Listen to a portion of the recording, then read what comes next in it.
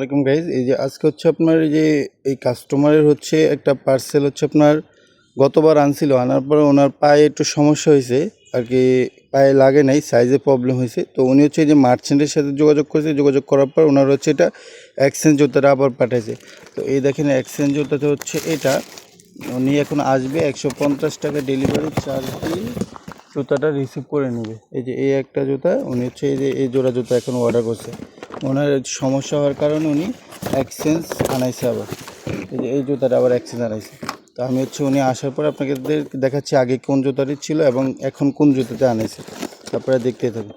এই যে উনি হচ্ছে আগে এই জুতাটি অর্ডার করছে, ঠিক আছে। এই যে এই জুতাটি ওনার নাকি আর কি, এই যে এইটা এটা অনেক ওঠা, ওই জন্য এটা রিটার্ন করছে এবং এটা রিটার্ন করে উনি ওই জুতাটি অর্ডার করছে। আর উনি আমাকে 150 টাকা ডেলিভারি চার্জ দিয়ে দিয়েছে। তো সকালবেলা থাকবেন, আল্লাহ হাফিজ, আসসালামু আলাইকুম।